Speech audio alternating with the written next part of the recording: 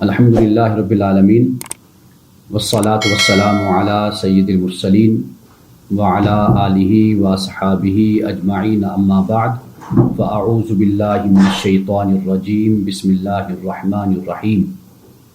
آج سورۃ النور کے 2 رکوع اور آخری یہ 2 رکوع ہیں، رکوع نمبر 8 اور رکوع نمبر 9، آیت نمبر 58 سے 64 تک انشاءاللہ تعالی آج ہمارا درس ہے، اور سورۃ النور آج ہماری مکمل ہوگی، اور آئندہ انشاءاللہ ہم سورۃ الفرقان کا آغاز کریں گے۔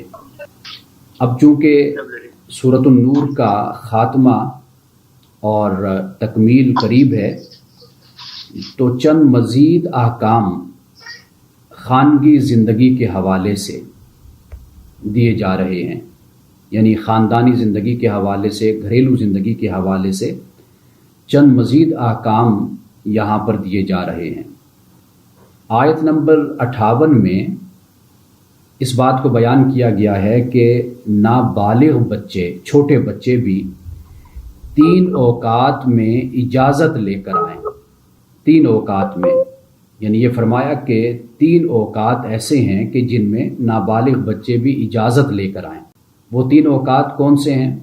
ایک تو فجر کی نماز سے پہلے کا وقت ہے، دوسرا دوپہر، اور تیسرا نماز عشاء کے بعد۔ یہ 3 اوقات ایسے ہیں کہ اللہ سبحانہ و تعالیٰ نے آیت نمبر 58 میں اسے بڑی تفصیل کے ساتھ بیان کر دیا ہے۔ اب آیت کا ترجمہ پڑھتے ہیں ہم۔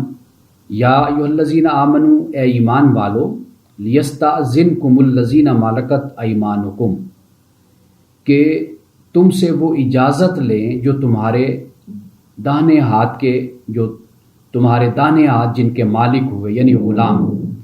والذین لم یبلغوا الحلم، اور وہ جو تم میں سے ابھی حلم کو نہیں پہنچے، یعنی حلم سے مراد بلوغت ہے، میں اس کی بعد میں وضاحت کر دوں گا۔ 3 مرات، 3 اوقات میں، من قبل صلاۃ الفجر، فجر کی نماز سے پہلے، وحین تضعون ثیابکم من الظہیرۃ، اور جب تم اپنے کپڑوں کو اتار دیتے ہو دوپہر کے وقت، یعنی انسان ریلیکس ہوتا ہے اور آسان کپڑے پہن کر، ایزی کپڑے پہن کر انسان اپنے گھر میں رہتا ہے، تو دوپہر کا وقت وہ ہے۔ ومن بعد صلاۃ العشاء، اور نماز عشاء کے بعد، یہ 3 اوقات ہیں۔ فرمایا ثلاث عورات لکم، اور یہ جو 3 اوقات ہیں یہ تمہارے لیے پردے کے اوقات، یہ 3 اوقات ہیں کہ جو تمہارے پردے کے ہیں۔ یہ فرمایا لیس علیکم ولا علیہم جناح بعدہن، اور تم پر گناہ نہیں ہے اور نہ ان پر گناہ ہے ان کے بعد۔ یعنی یہ جو 3 اوقات بیان کر دیے گئے ہیں، ان 3 اوقات میں فرمایا کہ ان کے علاوہ اوقات میں آنا کوئی پابندی نہیں ہے۔ غلام اور وہ جو ابھی بلوغت کو نہیں پہنچے، وہ ان 3 اوقات میں گھر میں داخل نہ ہو، اندر نہ آئیں، اور کمرہ ہے تو کمرے میں داخل نہ ہوں۔ یہ 3 اوقات کون سے ہیں؟ یہ پردے کے 3 اوقات ہیں۔ نماز فجر سے پہلے، دوپہر آرام کا وقت، اور تیسرا نماز عشاء کے بعد۔ فرمایا طوافون علیکم بعضکم علی بعض، کہ تم ایک دوسرے کے پاس آتے جاتے ہو، یعنی پھرتے ہو، پھراتے ہو، تو ان اوقات میں تم نے نہیں آنا، باقی ان کے علاوہ جو وقت ہے، اوقات ہیں، ان میں تم آ جا سکتے ہو۔ کذالک یبین اللہ لکم الآیات واللہ علیم حکیم، اس طرح اللہ تعالیٰ بیان کرتا ہے تمہارے لیے آیات کو، اور اللہ تعالیٰ جاننے والا، حکمت والا ہے۔ اب اس میں ایک دو باتیں جو سمجھنے والی ہیں۔ ایک تو بات یہ ہے کہ عورت کا لفظ اردو میں دوسرے معنی میں استعمال ہوتا ہے اور عربی میں دوسرے معنی میں استعمال ہوتا ہے۔ عورت اردو میں ہم مؤنث کے لیے استعمال کرتے ہیں، یعنی فیمیل کے لیے، یا جسے ہم فیمنن کہتے ہیں، اس کے لیے استعمال ہوتا ہے۔ لیکن عربی زبان میں جو خطرے کا مقام ہوتا ہے نا، اس کے لیے عورت کا لفظ استعمال کیا جاتا ہے۔ یعنی ثلاث عورات لکم جب یہ فرمایا، یعنی یہ وہ وقت ہے کہ جس میں انسان اپنے لباس کے معاملے میں محتاط نہیں ہوتا اور ایک آسان طریقے سے وہ کپڑے بھی پہنتا ہے، لیٹتا ہے، اٹھتا ہے، بیٹھتا ہے، تو اس کی جو حرکات و سکنات ہوتی ہیں ان میں احتیاط نہیں ہوتی۔ ایک اور مطلب جو عورت کا لیا جاتا ہے وہ یہ ہے کہ اس سے مراد یہ ہوتا ہے کہ جس کا کھل جانا اور ظاہر ہونا انسان کو ناپسند بھی ہو اور انسان کے لیے شرم کا باعث بھی ہو، تو اس لیے اسے عورت بھی کہا جاتا ہے۔ یہ عربی زبان میں ہے، لیکن ہماری زبان میں اردو میں عورت کا لفظ جب ہم استعمال کرتے ہیں تو اس سے مؤنث یعنی اس سے عورت مراد ہوتی ہے۔ اور اسی طرح ہمارے ہاں خاتون کا لفظ بھی استعمال کرتے ہیں، چونکہ عربی زبان میں خاتنہ یہ جو لفظ ہے اس کا مطلب یہ بھی ہوتا ہے داماد بنانا، تو داماد ہونا۔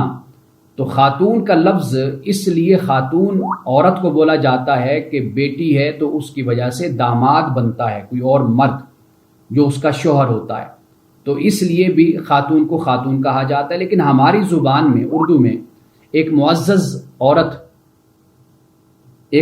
عورت کے لیے خاتون کا لفظ بولا جاتا ہے، جیسے ہمارے ہاں بی بی کا لفظ یا بیجی کا لفظ بولا جاتا ہے یا آپا کہہ دیا جاتا ہے، تو اردو میں اسی طرح خاتون کا لفظ بھی استعمال ہوتا ہے۔ اب اس کے بعد اگلی آیت نمبر 59، اس میں بھی ایک حکم بیان کیا، فرمایا وَإِذَا بَلَغَ الْأَطْفَالُ مِنْكُمُ الْحُلُمَ، اور جب بچے تم میں سے پہنچ جائیں، کس عمر کو؟ حلم کو، بلوغت کو پہنچ جائیں، تو فَلْيَسْتَأْذِنُوا، تو پھر انہیں چاہیے کہ وہ اجازت لیں، كَمَا اسْتَأْذَنَ الَّذِينَ مِنْ قَبْلِهِمْ، کہ جیسا کہ ان سے پہلے جو اجازت لیتے رہے۔ كَذَلِكَ يُبَيِّنُ اللَّهُ لَكُمْ آيَاتِهِ، اس طرح اللہ تعالیٰ تمہارے لیے اپنی آیات کو بیان کرتا ہے۔ واللہ علیم حکیم، اور اللہ تعالیٰ علم رکھنے والا، حکمت والا ہے۔ اب یہاں پہ یعنی گزشتہ آیت میں تو اس بات کو بیان کیا کہ 3 اوقات ایسے ہیں کہ جن میں بچے بھی اجازت لے کر جائیں، بغیر اجازت کے نہ جائیں، لیکن یہاں پر ہر نوجوان کے جو بالغ ہے اس کے بارے میں فرمایا کہ جب بھی وہ کسی کے گھر میں داخل ہو، کسی کے کمرے میں داخل ہو، تو اسے چاہیے کہ وہ اجازت لے کر گھر میں داخل ہو، کمرے میں داخل ہو۔ یہاں پر حلم فرمایا۔ اب ایک لفظ ہم استعمال کرتے ہیں عربی زبان میں، حلم۔ حلم یہ ہوتا ہے کہ غصے کے وقت اپنے آپ کو کنٹرول کرنا، یعنی جب غضب کا رجحان ہوتا ہے تو انسان اپنی طبیعت اور اپنے نفس کو کنٹرول کرتا ہے، اس کو حلم کہتے ہیں۔ ہم کہتے ہیں فلاں شخص بڑا حلیم ہے، تو اس سے مراد یہی ہوتا ہے کہ وہ اپنے نفس پر، اپنی طبیعت پر غصے کے وقت کنٹرول کر سکتا ہے، وہ کنٹرول کر لیتا ہے، تو اس لیے ہم اس کو حلیم کہتے ہیں۔ اور اسی طرح حلم یا حلم کا لفظ، اس کی جمع احلام ہے۔ سورۃ یوسف میں بھی یہ لفظ غالباً 44 یا 45 آیت میں یہ لفظ استعمال ہوا ہے، اور اس کا معنی خواب لیا جاتا ہے۔ رسول اللہ صلی اللہ علیہ وسلم نے رویا لفظ اچھے خواب کے لیے استعمال فرمایا ہے، اور حلم کا لفظ یہ رسول اللہ صلی اللہ علیہ وسلم نے اس خواب کے بارے میں یہ لفظ استعمال کیا جو شیطان کی طرف سے ہوتا ہے، یعنی جو رحمان کی طرف سے ہو اسے رویا فرمایا، اور جو شیطان کی طرف سے ہو اس کو رسول اللہ صلی اللہ علیہ وسلم نے حلم فرمایا۔ اور یہ جو لفظ ہم اردو میں بھی احتلام کا لفظ بولتے ہیں ویٹ ڈریم کے لیے، تو یہ بھی در حقیقت حلم سے ہی آیا ہے، یعنی شیطان کی طرف سے جو خواب ہوتا ہے اس کو حلم کہتے ہیں، اور احتلام یعنی ویٹ ڈریم بھی اسی وجہ سے استعمال کیا جاتا ہے۔ اب یہاں پہ اللہ سبحانہ و تعالیٰ نے پہلی آیت میں یہ بتا دیا کہ جو نابالغ ہیں ان کی صورتحال یہ ہے کہ وہ ان 3 اوقات کے علاوہ باقی اوقات میں آ سکتے ہیں، لیکن جو بالغ ہیں وہ جب بھی آئیں گے وہ اجازت لے کر آئیں گے۔ یہ قرآن پاک آج سے 1500 سال پہلے اس بات کو بیان کر رہا ہے، یعنی کس طرح اللہ نے، اللہ کے رسول صلی اللہ علیہ وسلم نے مسلمانوں کی تربیت کی، اخلاقی تربیت کی، سماجی تربیت کی، معاشرتی تربیت کی، کہ انہیں کس طرح گھر کے آداب ان کو سکھائے گئے، ان کو بتائے گئے کہ کیسے تم نے دوسروں کے گھروں میں جانا ہے، کس طرح بیٹھنا ہے، کس طرح کلام کرنا ہے۔ یہ آج سے 1400-1500 سال پہلے یہ باتیں بتائی گئی۔ اور وہ معاشرہ کیسا تھا وہ میں آگے جا کر آپ کو بتاؤں گا کہ وہ عرابی اور بدو ان کا طریقہ کار کیا ہوتا تھا، اور ان لوگوں کی اللہ کے رسول صلی اللہ علیہ وسلم نے تربیت فرمائی تھی اور ان کو اس دنیا کا، اس جہان کا بہترین انسان بنا دیا تھا۔ یعنی یہ وہ لوگ تھے کہ جن کی حالت یہ تھی کہ 40 سال تک جن کی جنگیں جاری رہتی تھی، اور جو ماں بہن بیٹی کے ساتھ اچھا سلوک نہیں کرتے تھے، جانوروں کے ساتھ بدترین اور وحشیانہ سلوک کیا کرتے تھے، دشمنوں کا مسئلہ کر دیا کرتے تھے، چہروں کو بگاڑ دیتے تھے، انسانی جان کی ان کے نزدیک کوئی اہمیت نہیں تھی، سب سے بڑی اہمیت ان کے اپنے قبیلے کی، اپنی ناک کی اور اپنی ذات کی ہوا کرتی تھی۔ آپ اندازہ کیجئے کہ اللہ کے رسول نے 23 سال کے عرصہ میں اس قوم کو دنیا کی مہذب ترین قوم بنا دیا تھا۔ تو یہ احکام آج سے 1400-1500 سال پہلے مسلمانوں کو اور عرب کے لوگوں کو دیے گئے تھے۔ اب اس کے بعد آیت نمبر 60 ہے، اور اس کا تعلق بڑی عمر کی خواتین کے حوالے سے ہے۔ فرمایا والقواعد من النساء اللاتي لا يرجون نکاحا فليس عليهن جناح ان يضعن ثيابهن غير متبرجات بزينة وان يستعففن خير لهن والله سميع عليم۔ اور قواعد عورتوں میں سے، یعنی قواعد سے مراد یعنی بیٹھنے والی، جو گھر میں ہوتی ہیں عورتیں، گھر میں رہتی ہیں، یعنی اب قواعد کا جب لفظ استعمال کریں گے اس کی واحد بنے گی قاعدہ۔ قاعدہ کا مطلب ہے بیٹھنے والی، یعنی اس سے مراد وہ ہے کہ اب نہ شادی کا معاملہ ہے اور نہ بچوں کی پیدائش کا مسئلہ ہے، اور نہ اب زندگی کے وہ مصروفیات ہیں کہ جو ایک جوانی میں عورت کو ہوتی ہیں، یعنی وہ ماں ہوتی ہے، اس کے بچے ہیں، بچوں کی پیدائش ہو رہی ہے، وہ اس کی ایک زندگی ہے جو مصروفیت میں گزرتی ہے۔ لیکن والقواعد من النساء یعنی بڑی عمر کی عورتیں، خود قرآن پاک نے بیان کر دیا اللاتی لا یرجون نکاحا، کہ جو نکاح کی اب امید نہیں رکھتی، عمر گزر گئی۔ فلیس علیہن جناح، تو ان پر کوئی گناہ نہیں ہے، ان یضعن ثیابہن، کہ وہ اپنے اوپر کے کپڑوں کو اتار دیں، غیر متبرجات بزینہ، نہ یہ کہ وہ اپنی زینت، اپنے بناؤ سنگھار کا اظہار کریں، اس کو دکھاتی پھریں، یہ نہیں کرنا، لیکن اپنے اوپر کے کپڑے وہ اتار سکتی ہیں جب گھر میں ہیں۔ تو واللہ سمیع علیم، اللہ تعالیٰ سننے والا جاننے والا ہے۔ اب یہاں پر 2-3 الفاظ ہیں جن کی وضاحت ضروری ہے۔ ایک تو قواعد، جیسے میں نے آپ کو بتا دیا کہ شادی، بچوں کی پیدائش کی عمر گزر گئی، یعنی یہ ساری مصروفیات نبھا لیں، ادا کر دیں، اور مصروفیات زندگی سے بھی اب علیحدہ ہو چکی ہیں۔ یہ بڑی عمر کی خواتین ہیں، ان کے لیے آپ یوں کہہ لیجئے کہ یہ ایک استثنائی صورت یہاں پر بیان کر دی گئی۔ اب جو تبرج ہے، اس کا مطلب کیا ہوتا ہے؟ تبرج کا مطلب ہوتا ہے بناؤ سنگھار کا اظہار کرنا، زینت کا اظہار کرنا، جیسے زمانہ جاہلیت میں ظاہر کرتی تھی۔ وَلْيَضْرِبْنَ بِخُمُرِهِنَّ عَلَى جُيُوبِهِنَّ، اللہ پاک نے اسی سورۃ النور میں یہ فرمایا کہ یہ اپنے خمر کو، خمار کو اپنے سینوں پر ڈال لیں۔ یہاں پر سینوں پر ڈالنے اس لیے فرمایا کیونکہ عرب کے معاشرے میں زمانہ جاہلیت میں عورتیں، خواتین اپنے سینوں کو نمایاں کر کے معاشرے میں چلا کرتی تھی، پھرا کرتی تھی۔ یہ زمانہ جاہلیت کا انداز تھا، یعنی یہ وہ زینت تھی جس کو وہ نمایاں کرتی تھی، اور لوگوں کو اپنی طرف متوجہ کرنے کے لیے اپنے ایسے زیورات کا اظہار کرتی تھی، اپنے بناؤ سنگھار کا اظہار کرتی تھی کہ جس سے لوگ ان کی خوبصورتی کو دیکھیں، ان کی جوانی کو دیکھیں۔ تو اس بات کو یہاں پر واضح کر دیا گیا۔ اب دیکھیے سورۃ الاحزاب کی آیت نمبر 33 ہے۔ سورۃ الاحزاب بھی قرآن مجید کی سورت نمبر 33 ہے اور اس کی آیت نمبر بھی 33 ہے۔ فرمایا وَقَرْنَ فِي بُيُوتِكُنَّ، یہ امہات المومنین سے خاص طور پر فرمایا کہ اپنے گھروں میں بیٹھو، وَلَا تَبَرَّجْنَ تَبَرُّجَ الْجَاهِلِيَّةِ الْأُولَى، اور سابقہ جاہلیت کا جو طریقہ تھا بناؤ سنگھار کو ظاہر کرنا، تو بناؤ سنگھار کو ظاہر نہ کرتی پھرو، زینت کو ظاہر نہ کرتی پھرو۔ وَأَقِمْنَ الصَّلَاةَ، نماز قائم کرو، وَآتِينَ الزَّكَاةَ، اور زکوٰۃ کو ادا کرو، وَأَطِعْنَ اللَّهَ وَرَسُولَهُ، اللہ اور اس کے رسول کی اطاعت کرو۔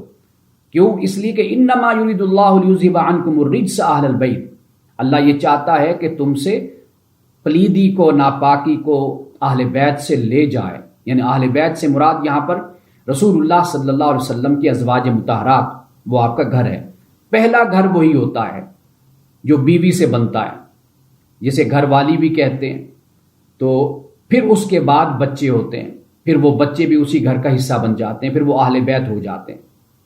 تو اس طرح قرآن پاک نے یہاں پر ازواج مطہرات کو امہات المومنین سے یہ فرمایا وَلَا تَبَرَّجْنَ تَبَرُّجَ الْجَاهِلِيَّةِ الْأُولَىٰ، کہ سابقہ جاہلیت کے بناؤ سنگھار کی طرح کہ اپنے بناؤ سنگھار کو تم نمایاں نہ کرتی پھرو، اس سے منع کر دیا۔ تو یہاں پر بھی جب بات کی بڑی عمر کی خواتین کی، تو یہاں پر یہ فرمایا کہ غیر متبرجات بزینہ، کہ اپنے اوپر کے کپڑے تو اتار دو، لیکن اس بات کا خیال کرو کہ مقصد ہرگز یہ نہ ہو کہ تم اپنی زینت کو ظاہر کرتی پھرو۔ تو لیکن یہ بھی فرما دیا وَيَسْتَعْفِفْنَ خَيْرٌ لَهُنَّ، کہ تمہارے لیے یہ بہتر ہوگا کہ اگر تم اس سے بھی اپنے آپ کو بچاؤ۔ واللہ سمیع علیم، اللہ تعالیٰ سننے والا جاننے والا ہے۔ اب یہ جو زینت ہے اور تبرج ہے، اس پر میں نے تفصیل کے ساتھ جب اس پر بات کی تھی پردے کے حوالے سے، تو وہاں پر میں نے روشنی ڈالی تھی اس پر۔ آگے فرمایا لیس علی الاعمی، اب اس آیت کا تعلق، اور یہ آیت نمبر 61 ہے۔ اب پردے کے احکام تو بیان کر دیے گئے، اور یہ بتا دیا کیا کہ جب گھر سے باہر ہو یا گھر کے اندر ہو تو وہ زندگی کیسے ہونی چاہیے، وہ تمہارا اٹھنا بیٹھنا رہن سہن تمہارا کس انداز کا ہونا چاہیے۔ اب یہ سارے احکام بیان کر دیے۔ اب واضح بات ہے کہ اس کے بعد ایک سوال تو پیدا ہوتا ہے ذہن میں کہ شاید اسلام سماجی آزادی کو یا تو ختم کرنا چاہتا ہے یا اس کو پابند کرنا چاہتا ہے، کہ بھئی تم آپس میں ملو جلو بھی نہیں، اس لیے کہ پردے کے احکام بتا دیے، اور گھر سے باہر گھر کے اندر کے معاملات کے بارے میں بھی رہنمائی کر دی۔ یہ ایک سوال ہے جو اس وقت صحابہ اور مسلمانوں کے ذہن میں بھی پیدا ہوا، اور ان احکام کو پڑھنے کے بعد ایک مسلمان کے ذہن میں بھی پیدا ہوتا ہے۔ تو اللہ سبحانہ و تعالیٰ نے در حقیقت اس مقام پر آیت نمبر 61 میں اسی سوال کا اور اسی مشکل کا جواب دے دیا ہے، یعنی اس مسئلے کو واضح کر دیا ہے کہ بھئی تم آپس میں مل جل سکتے ہو، گھر میں جہاں پر تمہاری قربت ہوتی ہے، رشتہ داری ہوتی ہے، دوستی ہوتی ہے، تعلق ہوتا ہے، تم اکٹھے بیٹھ کر بھی کھانا کھا سکتے ہو، علیحدہ علیحدہ بیٹھ کر بھی کھا سکتے ہو۔ تمہارے گھروں میں کوئی معذور ہے، کوئی مجبور ہے، ایسے لوگ بھی تمہارے گھر میں قیام کرتے ہیں، ٹھہرتے ہیں، تم ان کا بھی خیال کر سکتے ہو۔ تو ہر طرح کے تعلق کو جو ایک انسانی معاشروں میں ہوتا ہے، یہاں پر اللہ سبحانہ و تعالیٰ نے اسے بیان کر دیا، یعنی یہ بتا دیا کہ پردے کے کچھ آداب اور کچھ حدود ہیں، بس ان کو مد نظر رکھو۔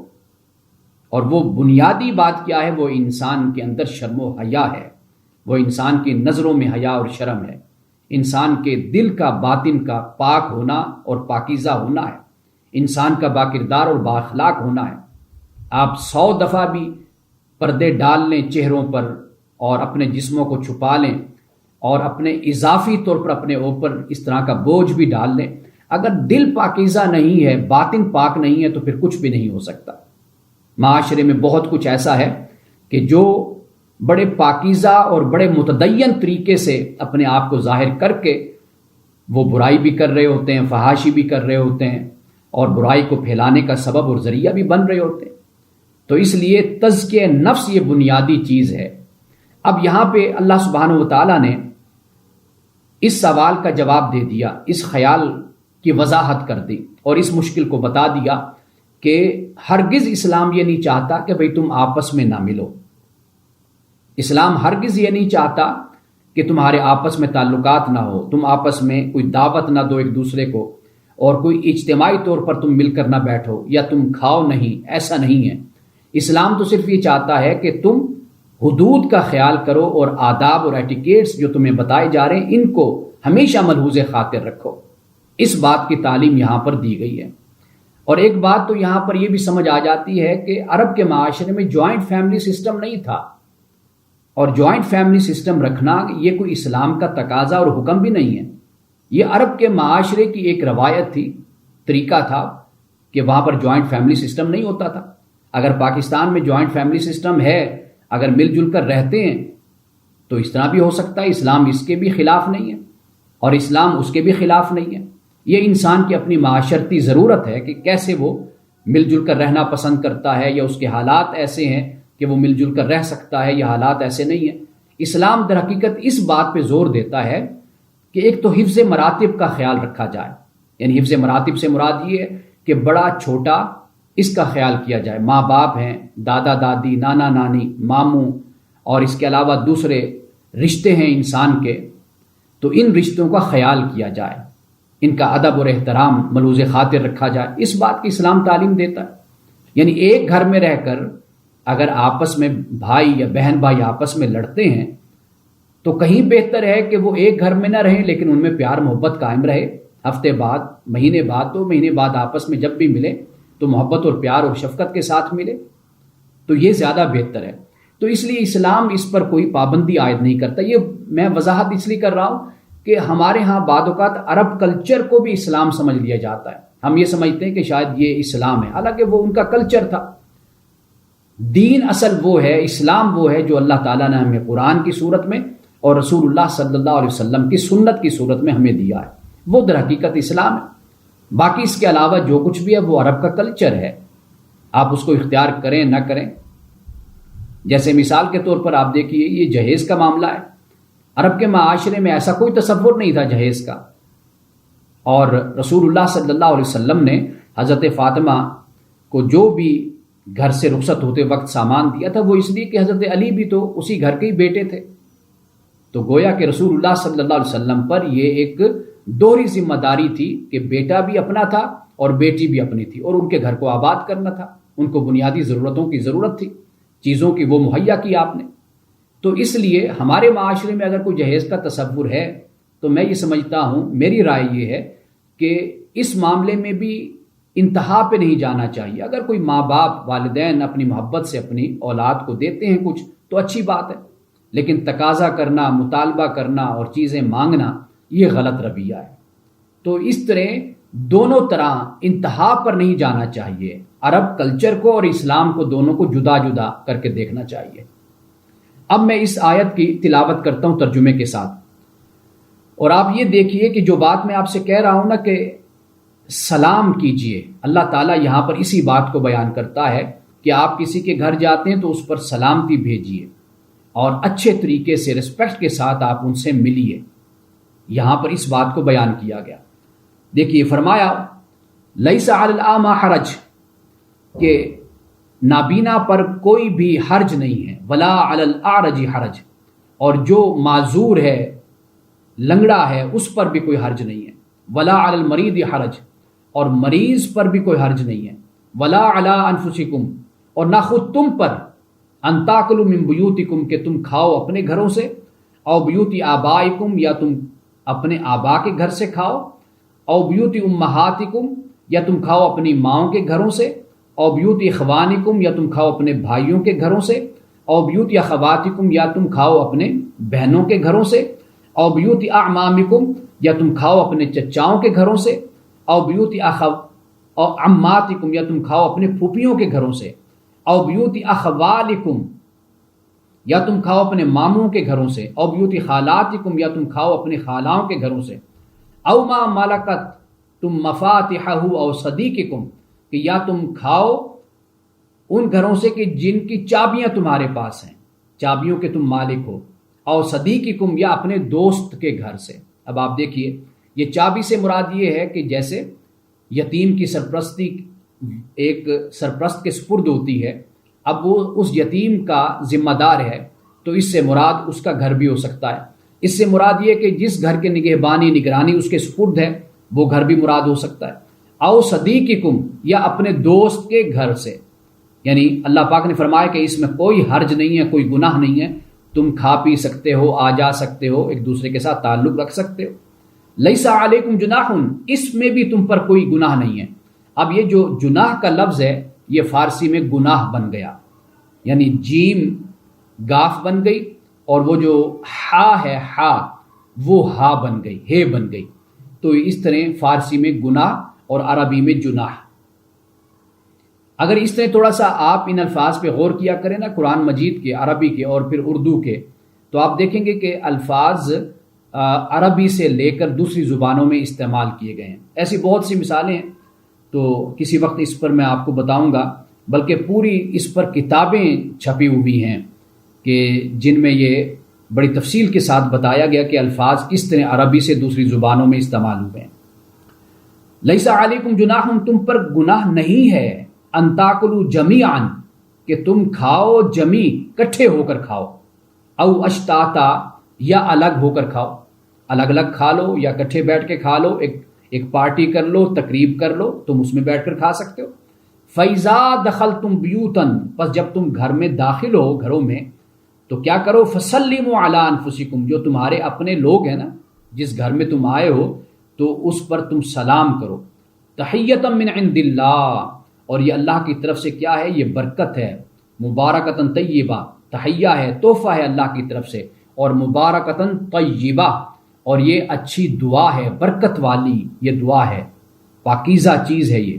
کذالک یبین اللہ لکم الآیات، اس طرح اللہ تعالیٰ بیان کرتا ہے کھول کر تمہارے لیے آیات کو، لعلکم تعقلون، تاکہ تم عقل سے کام لو۔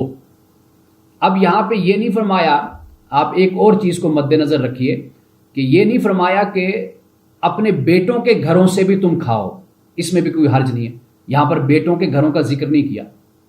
یعنی اس سے ایک بڑا ایک لطیف اشارہ اس بات کی طرف ہو جاتا ہے کہ بیٹے کا گھر تو ہے ہی باپ کا گھر، تو اس لیے اللہ تعالیٰ نے بیٹے کے گھر کو علیحدہ نہیں بیان کیا، لیکن باپ کے گھر کو علیحدہ بیان کیا ہے کہ جب بیٹا اپنا کاروبار کرتا ہے، تجارت کرتا ہے اور اپنا انڈیپینڈنٹلی کام کرتا ہے، تو پھر اللہ پاک یہ فرماتا ہے کہ تم اپنے باپ کے گھر سے بھی کھا سکتے ہو، کوئی حرج نہیں ہے، لیکن باپ کو یہ نہیں کہا کہ بیٹے کے گھر سے، اس لیے کہ وہاں پر کسی حکم کی ضرورت ہی نہیں ہے۔ اولاد کے پاس جو کچھ ہوتا ہے وہ ماں باپ ہی کا ہوتا ہے، یعنی ماں باپ کو اولاد کے گھر میں آنے جانے میں کوئی پرابلم، کوئی مسئلہ نہیں ہے اور نہیں ہونا چاہیے، یہ اس بات کی طرف یہاں پر اشارہ کر دیا۔ اب اس کے بعد دیکھیے آیت نمبر ہے 62، اس میں اللہ سبحانہ و تعالیٰ نے مسلمانوں کی جماعت کو، اب دیکھیے پہلے تو احکام بیان ہو گئے گھریلو حوالے سے، خاندانی حوالے سے، اب اجتماعی حوالے سے احکام کو بیان کیا جا رہا ہے۔ اجتماعی حوالے سے احکام کو بیان کیا جا رہا ہے، وہ کیا ہے؟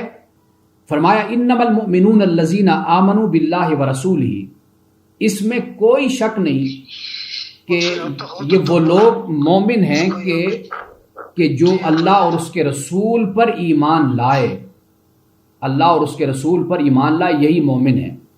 وَإِذَا كَانُوا مَعَهُ عَلَىٰ أَمْرٍ جَامِعٍ، اور جب وہ رسول اللہ صلی اللہ علیہ وسلم کے ساتھ ہوتے ہیں، علی امر جامع، کسی اجتماعی معاملے میں، لم یذهبوا، تو وہ مسلمان، وہ مومن چھوڑ کر نہیں جاتے، حتی یستاذنوہ،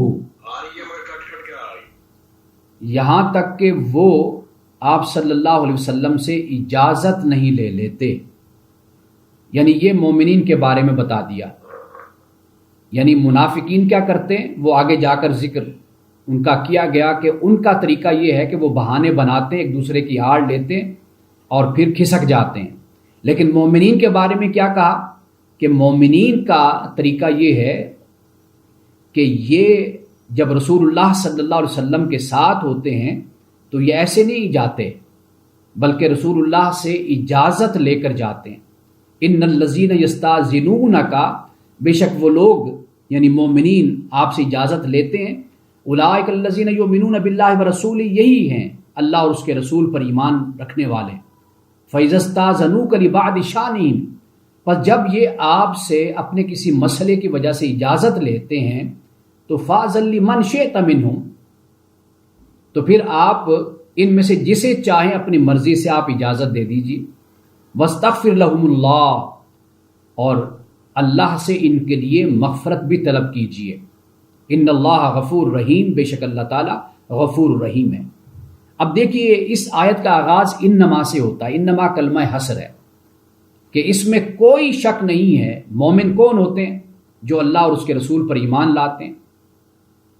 تیسری بات یہ بیان کی کہ جب یہ رسول اللہ کے ساتھ کسی اجتماعی معاملے میں ہوتے ہیں تو یہ رسول اللہ کو چھوڑ کر نہیں جاتے۔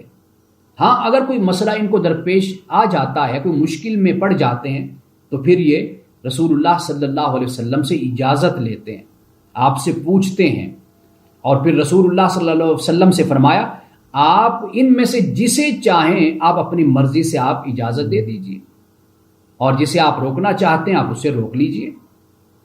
یہ آیت نمبر 62 میں مسلمانوں کے لیے رہنمائی بھی ہو گئی اور مومنین کی نشانی اور علامت بھی بتا دی گئی۔ اب اس کے بعد آئیے آیت نمبر 63۔ یہ آیت بہت اہم ہے۔ اس کا آغاز اس طرح ہوتا ہے، لا تجعلوا دعاء الرسول بینکم کدعاء بعضکم بعضا، کہ نہ بناؤ رسول کے بلانے کو، پکار کو، دعا کو آپس میں کہ جیسے تم ایک دوسرے کو بلاتے ہو نا، یعنی رسول اللہ کی دعا کو، رسول اللہ کے بلانے کو، پکارنے کو ایسے نہ سمجھو کہ جیسے تم ایک دوسرے کو بلاتے، ایک دوسرے کو پکارتے ہو۔ اب یہاں پر لفظ دعا کو استعمال کیا گیا، اس پر میں روشنی ڈالتا ہوں ابھی، لیکن اس کا ترجمہ مکمل کر لوں۔ فرمایا قد یعلم اللہ الذین یتسللون منکم لواذا، اب یہ منافقین کا ذکر ہو رہا ہے۔ فرمایا تحقیق اللہ جانتا ہے ان لوگوں کو کہ جو تم میں سے چھپ کر نکل جاتے ہیں، ایک دوسرے کی آڑ لے کر نکل جاتے ہیں، سٹک جاتے ہیں۔ فرمایا فَلْيَحْذَرِ الَّذِينَ يُخَالِفُونَ عَنْ أَمْرِهِ، پس چاہیے کہ جو رسول اللہ صلی اللہ علیہ وسلم کے امر کی مخالفت کرتے ہیں یا کریں گے، انہیں ڈرنا چاہیے۔ ان تصیبہم فتنۃ، کہیں ایسا نہ ہو کہ ان پر کوئی آزمائش آ جائے، او یصیبہم عذاب علیم، یا پھر کہیں ایسا نہ ہو کہ انہیں دردناک عذاب پہنچے۔ اب یہاں پہ دعا کا لفظ استعمال کیا ہے۔ اب دعا کے دو مطلب ہیں، ایک ہے پکارنا، بلانا، اور دوسرا مطلب ہوتا ہے دعا کرنا۔ اب یہاں پر مومنین سے کیا فرمایا؟ مسلمانوں سے، مخاطبین سے فرمایا کہ رسول کا بلانا اسے اس طرح نہ سمجھو کہ تم ایک دوسرے کو جیسے بلاتے ہو۔ یہ تم پر لازم ہو جاتا ہے کہ جب رسول تمہیں بلائے تو دوڑ کر رسول کی بارگاہ میں پہنچو، آمنا و صدقنا کہتے ہوئے پہنچو۔ رسول اللہ صلی اللہ علیہ وسلم کی پکار کو، آپ کے بلانے کو سنی انسنی نہیں کرنی۔ رسول اللہ نے صلی اللہ علیہ وسلم نے بلایا ہے تو فوراً رسول اللہ کی بات کا جواب دو اور پہنچو آپ کی بارگاہ میں۔ یہ ایک تو یہ بات ہو گئی، اور دوسری بات یہ ہو گئی کہ اور لوگ، بے شمار لوگ ہیں تمہیں بلاتے ہیں، تم ان کی بلانے کا جواب ہی نہیں دیتے۔ لیکن جب رسول اللہ صلی اللہ علیہ وسلم تمہیں بلائیں، تمہیں آواز دیں، اگر تم نے اپنے اندر کوئی گھٹن محسوس کی، کوئی تنگی محسوس کی، پھر یاد رکھنا یہ ایمان کا سرمایہ تم سے ضائع ہو جائے گا، یہ ختم ہو جائے گا۔ یہ دوسرا مطلب ہو گیا۔ تیسری بات یہ ہو گئی کہ رسول اللہ صلی اللہ علیہ وسلم جب دعا کرتے ہیں تمہارے لیے، جب تمہارے لیے دعا کرتے ہیں تو رسول اللہ کی دعا کو عام خیال نہ کرو، اس لیے کہ رسول اللہ صلی اللہ علیہ وسلم جس کے لیے دعا کرتے ہیں اس سے بڑھ کر کوئی خوش نصیب انسان نہیں ہو سکتا کہ آپ علیہ السلام اپنے دست مبارک اٹھا کر اپنے کسی امتی کے لیے، کسی صحابی کے لیے، کسی مسلمان کے لیے دعا کرتے ہیں۔ ایک بڑی خوبصورت بات آپ کو میں یہاں پر مجھے یاد آ گئی، آپ کو سناتا چلوں، اور صحیح بخاری میں بھی اس بات کو بیان کیا گیا ہے۔ ایک بچی تھی، ان کے والد خالد بن سعید بن العاص ان کا نام آتا ہے، صحابی تھے، اور حبشہ کی طرف وہ ہجرت کر گئے تھے، اور پھر وہ مدینہ جب رسول اللہ صلی اللہ علیہ وسلم تشریف لائے تو وہ والد اور ان کی بیگم اور وہ بچی، جن کی کنیت رسول اللہ صلی اللہ علیہ وسلم نے ام خالد رکھی تھی، حالانکہ والد کا نام خالد تھا، خالد بن سعید بن العاص، لیکن رسول اللہ نے ان کی کنیت یعنی بیٹی کی کنیت ام خالد رکھی۔ اس لیے سیدہ کائنات فاطمہ الزہرا رضی اللہ تعالی عنہا کی ایک کنیت ہے ام ابیہا۔ ام ابیہا کا مطلب ہوتا ہے اپنے باپ کی ماں، یعنی جو بیٹی اپنے باپ کا بہت خیال رکھے نا اسے ام ابیہا کہا جاتا ہے۔ چونکہ حضرت فاطمہ الزہرا رسول اللہ صلی اللہ علیہ وسلم سے بڑی محبت، عقیدت اور بہت ہی آپ کا خیال رکھنے والی بیٹی تھی، اس لیے رسول اللہ نے آپ کو یہ لقب عطا کیا کہ ام ابیہا، کہ یہ اپنے باپ کی ماں ہے۔ جیسے ہم اپنی بیٹی کو کہتے ہیں نا پیار سے، جو بیٹی بہت زیادہ ہماری فکر کرے تو ہم کہتے ہیں کہ بس کر میری ماں، یعنی اب بس کر دو میری ماں۔ تو یہ جو ماں کا لفظ ہم بولتے ہیں، تو یہ بیٹی اپنے ماں باپ کی جب بہت کیئر کرتی ہے، خیال کرتی ہے، تو پھر اس کو کہا جاتا ہے کہ یہ ام ابیہا ہے۔ تو رسول اللہ کے پاس یہ ام خالد، ان کا نام اما آتا ہے، اماتا، یعنی جس کا مطلب لونڈی کیا جاتا ہے، یہ ان کا اصل نام تھا۔ لیکن رسول اللہ صلی اللہ علیہ وسلم جب یہ ہجرت کر کے آ رہی تھی نا، تو شاہ حبشہ نے انہیں رخصت کیا، اور رخصت کرتے ہوئے یہ کہا تھا کہ رسول اللہ صلی اللہ علیہ وسلم کی بارگاہ میں میرا سلام پہنچا دینا۔ حضرت جعفر بن ابی طالب بھی تھے، جنہیں جعفر طیار کہا جاتا ہے، اور دیگر صحابہ بھی تھے۔ تو شاہ حبشہ نے یہ سلام پہنچایا، صحابہ سے کہا کہ رسول اللہ کی بارگاہ میں میرا سلام پہنچا دینا۔ اب یہ ام خالد بہت چھوٹی سی بچی تھی، انہوں نے بھی یہ سنی یہ بات شاہ حبشہ کی، اور جب سارے صحابہ رسول اللہ صلی اللہ علیہ وسلم کی بارگاہ میں پہنچے، آپ کی خدمت میں حاضر ہوئے، تو ممکن ہے کہ کسی کو یہ بات یاد نہ رہی ہو یا کوئی بتانے والا ہو، لیکن اس سے پہلے ام خالد بھی وہاں پر موجود تھی، چھوٹی سی بچی رسول اللہ کی بارگاہ میں۔ تو یہ بول اٹھی، کہنے لگی کہ اے اللہ کے رسول، شاہ حبشہ نے آپ کے لیے سلام بھی بھیجا ہے۔ تو بالکل چھوٹی سی بچی، رسول اللہ صلی اللہ علیہ وسلم انہیں دیکھ کر بڑے خوش ہوئے، بڑے مسکرائے، اور آپ نے ان کے سر پہ ہاتھ پھیرا اور بڑا پیار کیا آپ نے۔ اور پھر ایک وقت، کچھ مدت کے بعد کہہ لیجئے کہ کچھ کپڑے رسول اللہ صلی اللہ علیہ وسلم کے پاس آئے۔ یہ بخاری شریف میں یہ بیان ہے کہ کچھ کپڑے آئے تو آپ نے صحابہ میں تقسیم کیے کپڑے۔ تو پھر چادر، ایک بڑی خوبصورت سی چادر تھی، تو آپ نے فرمایا کہ یہ کس خوش نصیب کو ملے گی یہ چادر، یہ میں کس کو دوں گا، کون اس کا حقدار ہے؟ یہ آپ نے فرمایا صحابہ آپس میں بیٹھے سوچ رہے تھے کہ شاید اب یہ کون خوش نصیب انسان ہے کہ جسے رسول اللہ صلی اللہ علیہ وسلم یہ چادر عطا کریں گے۔ پھر آپ نے فرمایا کہ ام خالد کو بلاؤ۔ اب ام خالد آئیں، اپنے والد کی انگلی پکڑی ہوئی، چھوٹی سی بچی رسول اللہ کی بارگاہ میں حاضر ہوتی، آپ انہیں ام خالد کو یہ چادر آپ عطا کرتے ہیں، اور یہ چادر بھی دیتے ہیں، اور ساتھ ایک اور کپڑا دیتے ہوئے آپ یہ فرماتے ہیں، میں دعا کی بات کر رہا تھا نا کہ رسول اللہ صلی اللہ علیہ وسلم نے پھر دعا دی، کیا فرمایا؟ آپ نے فرمایا دوسرا کپڑا دیتے ہوئے کہ تم اس کپڑے کو اللہ کرے تم بوسیدہ کرو، یہ کپڑا پرانا ہو جائے، تم اس کو پہنتی رہو، اور یہ کپڑا یہاں تک کہ پرانا بوسیدہ ہو جائے۔ یہ آپ کے الفاظ آپ نے فرمایا۔ جب آپ نے یہ فرمایا تو رسول اللہ صلی اللہ علیہ وسلم کی دعا تھی کہ اللہ کی بارگاہ میں کہتے ہیں کہ آسمان پھاڑ کر اور عرش سے بھی گزر کر خدا کی بارگاہ میں پہنچتی ہے۔ تو رسول اللہ نے جب یہ دعا فرمائی تو صحابیات میں سے سب سے، یعنی آخر میں وفات پانے والی حضرت ام خالد ہیں، یعنی رسول اللہ کی یہ دعا ان کے حق میں اس طرح قبول ہوتی ہے کہ صحابیات میں سب سے آخر میں جن کا انتقال ہوا، اور بڑی عمر انہوں نے پائی۔ کیوں؟ رسول اللہ صلی اللہ علیہ وسلم نے بچپن میں ان کو یہ دعا دی تھی کہ آپ نے فرمایا کہ تم اس کپڑے کو پہنو اور یہ کپڑا پرانا ہو جائے، بوسیدہ ہو جائے، یعنی یہ ایک عرب میں دعا دینے کا انداز ہوتا ہے۔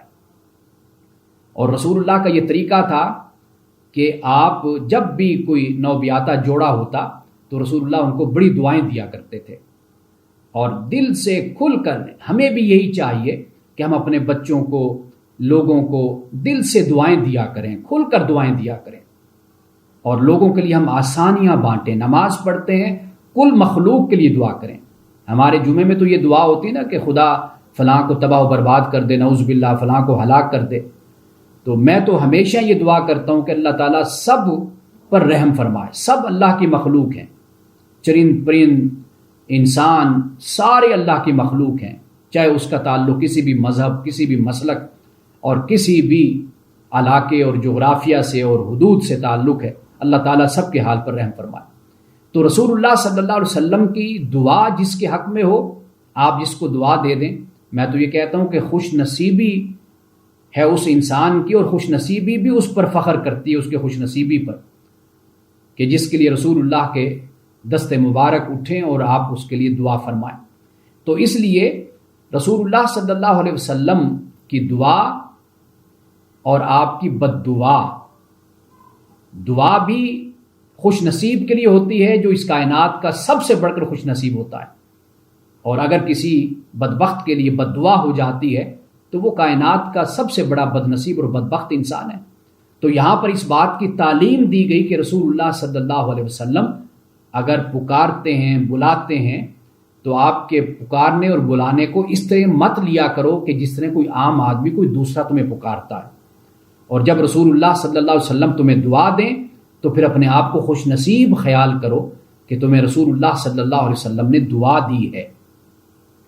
سورۃ الحجرات کی 3-4 آیات ہیں، ان کی میں تلاوت بھی کرتا ہوں اور ساتھ ترجمہ بھی میں آپ کے سامنے رکھتا ہوں۔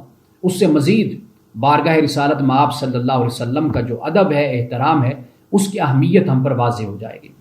فرمایا یا ایھا الذین آمنوا، اے ایمان والو، لا ترفعوا اصواتکم فوق صوت النبی، کہ ایمان والو اپنی آوازوں کو نبی پاک صلی اللہ علیہ وسلم کی آواز سے اونچا مت کرو۔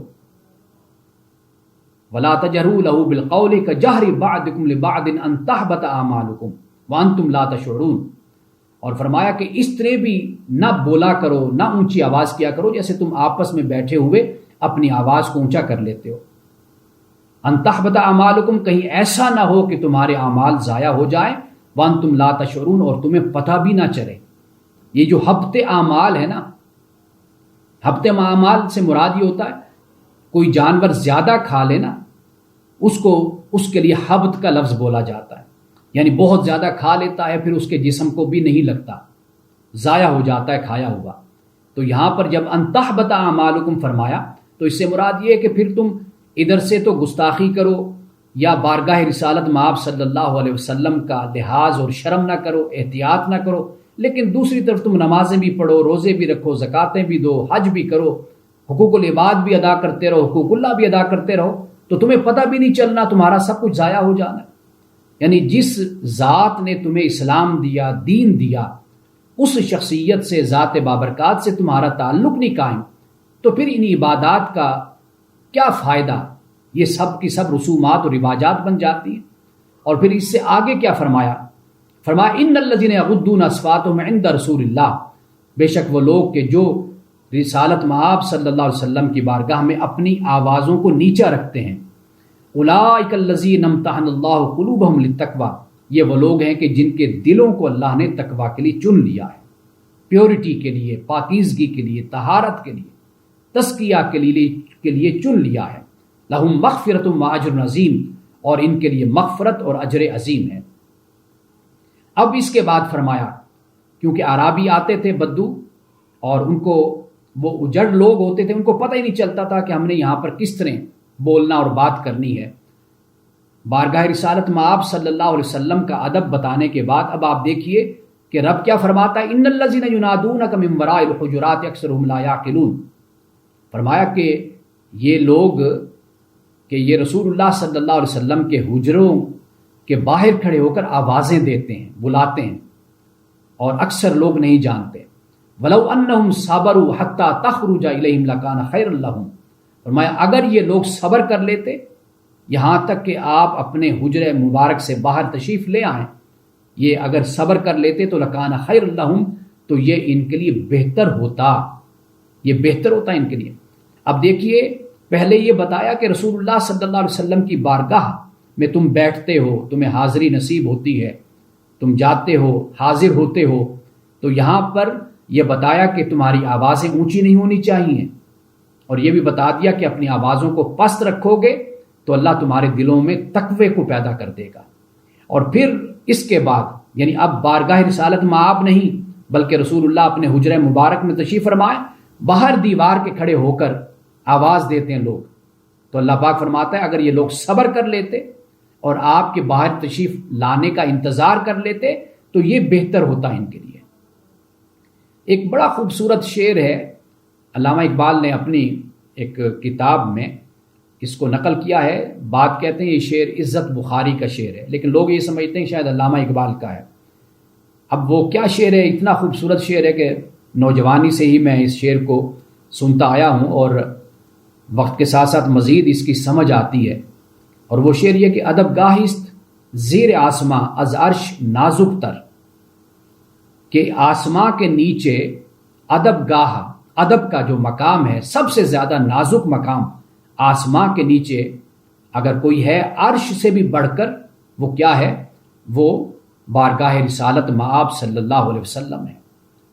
نفس گم کردہ می آید جنید و بایزید جا، اور یہ وہ مقام ہے کہ جہاں پر جنید اور بایزید بھی سانس نہیں لیتے، کہ کہیں ایسا نہ ہو کہ ہم سانس لیں اور ہماری سانس کی آواز سے کہیں بے ادبی نہ ہو جائے، گستاخی نہ ہو جائے۔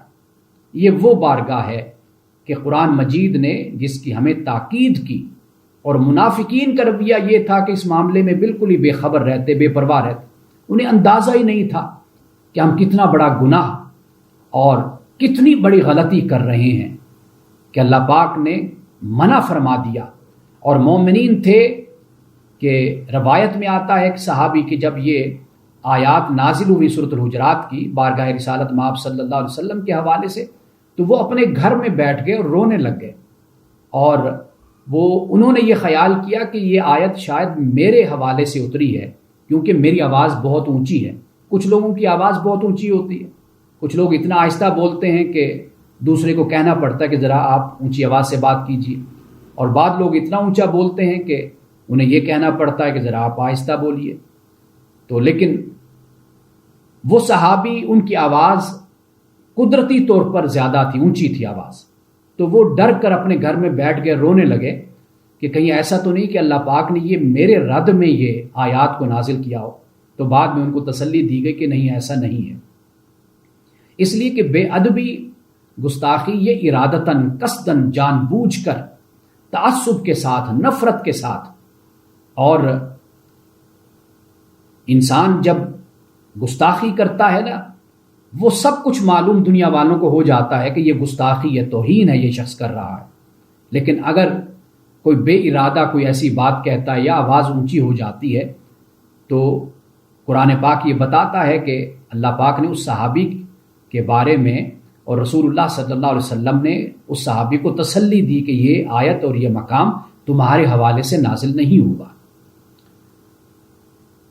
اب اس کے بعد آخری آیت ہمارے سامنے ہے، اور یہ آخری آیت در حقیقت یوں سمجھ لیجئے کہ سورت کا اختتام بھی ہے، اور اللہ تعالیٰ اس بات کو بیان کر رہا ہے کہ انسان کی زندگی عارضی ہے، فانی ہے، اور اس عارضی زندگی اور اس فانی زندگی میں بھی اختیار اور قدرت اللہ کی ہے، اور اس کے بعد کی جو زندگی ہے اس میں بھی اختیار اللہ کا ہے۔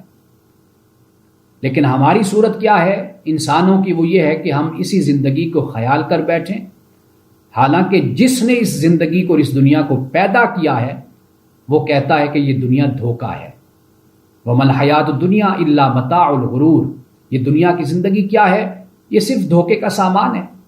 لیکن انسان کا فریب یہ ہے، دھوکہ یہ ہے کہ انسان کی غلطی یہ ہے اور وہم اور خیال اس کا یہ ہے کہ یہ دنیا ہی حقیقت ہے، لیکن اللہ پاک فرماتا ہے کہ یہ دنیا کی زندگی کیا ہے؟ یہ دھوکے کا سامان ہے۔ اب کیا فرمایا؟ الا ان للہ ما فی السماوات والارض، خبردار بے شک اللہ ہی کی ملکیت میں جو کچھ آسمانوں میں اور زمین میں ہے۔ قد یعلم ما انتم علیہ، اللہ جانتا ہے جس حال پر تم ہو۔ مومنین سے بھی بیان کر دیا، منافقین سے بھی بیان کر دیا کہ تم جس حال میں بھی ہو نا، اللہ جانتا ہے۔ وَيَوْمَ يُرْجَعُونَ إِلَيْهِ، اور جس دن تم اس کی طرف لٹائے جاؤ گے نا، قیامت کے دن، روز حشر کو، فَيُنَبِّئُهُم بِمَا عَمِلُوا، وہ تم سے پوچھے گا، تمہیں بتائے گا، تمہیں خبر دے گا، کس کی؟ اس کی جو تم نے کیا۔ وَاللَّهُ بِكُلِّ شَيْءٍ عَلِيمٌ، اور اللہ تعالیٰ ہر شے کا علم رکھنے والا ہے۔ اب دیکھیے کہ اس ایک آیت میں اللہ تعالیٰ نے پوری بحث گفتگو کو، پوری صورت کو بند کر دیا، بیان کر دیا۔ دو ہی تو کریکٹر تھے سورۃ النور میں، ایک مومن کا کریکٹر، ایک منافق کا، فاسق کا، یہود و نصارہ کا کریکٹر، دونوں کا کریکٹر یہی تھا۔ اللہ تعالیٰ نے کس طرح اس کو بیان کر دیا۔ ایک بات یہ بیان کر دیا، آسمان اور زمین میری ملکیت میں ہے اور کوئی اس میں مالک نہیں ہے، کوئی شریک نہیں ہے۔ دوسری یہ بات بیان کر دی کہ تم جس حالت میں بھی ہو، مومن ایمان کی حالت میں ہے، منافق نفاق کی حالت میں ہے، دونوں کی حالتوں کو اللہ جانتا ہے، دیکھتا ہے، اسے معلوم ہے سب کچھ۔ مومنین کی تسلی ہو گئی، تشفی ہو گئی کہ ہمارے ایمان پہ گواہ اللہ کی ذات ہے، ہم اجر اور ثواب سے، انعام سے ہم محروم نہیں رہیں گے، اللہ ہم سے راضی ہے۔ اور آگے فرما دیا کہ قیامت جب آئے گی تو پھر کیا ہوگا؟ جو تم نے کیا تمہیں اس کے بارے میں اللہ بتائے گا، خبر دے گا، تم کو تنبیہ کرے گا۔ نبہ ینبئ تنبیہ کا یہ لفظ ہے، وارن کرے گا، تمہیں بتائے گا کہ تم نے دنیا میں کیا کیا تھا۔ اور پھر اللہ ہر شے کا علم رکھنے والا ہے۔ یہاں پر سورت کا اختتام ہوتا ہے۔ اب آپ یہ دیکھیے کہ 1400 سال 1500 سال بیت گئے، مومنین کا ذکر ہوتا ہے، صادقین کا ذکر ہوتا ہے، شہداء کا ذکر ہوتا ہے، صالحین کا ذکر ہوتا ہے، انبیاء علیہ السلام کا ذکر ہوتا ہے، رسول کا ذکر ہوتا ہے، اللہ کے نیک بندوں کا زمین پر ذکر ہوتا ہے۔ تو یہ ہے در حقیقت خیر جو باقی رہنے والی ہے، یہ ہے وہ نیکی جو باقی رہنے والی ہے۔ شر، منفی سوچ، تخریب کاری، لڑائی جھگڑے، فساد، فتنے اور یہ برپا کرنے والے لوگ، یہ ان کا کوئی نام بھی لینے والا آنے والے وقت میں کوئی نہیں ہوتا۔ قرآن پاک اسی حقیقت کو بیان کرتا ہے، انسان اس بات کو یاد کر لے کہ وہ فانی ہے، اس نے اس دنیا سے جانا ہی ہے، اللہ کی ذات تھی، ہے اور وہی رہے گی۔ انسان آ رہے ہیں اور اس کائنات سے اور اس دنیا سے انسان جا رہے ہیں۔ ایک خاص وقت ہے جو انسان کو دیا گیا، جو اس کی آزمائش اور اس کے امتحان کا ہے۔ اس وقت کو کامیابی کے ساتھ، کامرانی کے ساتھ، محنت کے ساتھ گزار لو اور اگلا جہان اللہ تعالی ہم سب کے لیے آسان فرما دے گا۔ تو انشاءاللہ سورۃ الفرقان کا ہم آئندہ ہفتے سے ہم آغاز کریں گے۔ اللہ سبحانہ و تعالیٰ جو ہم نے کہا ہمیں اس پر عمل کی توفیق عطا فرمائے اور قرآن کا فہم، قرآن کی سمجھ عطا فرمائے۔ بارک اللہ لنا ولکم فی القرآن العظیم ونفعنا وإیاکم بالآیات والذکر الحکیم۔ صدق اللہ العظیم۔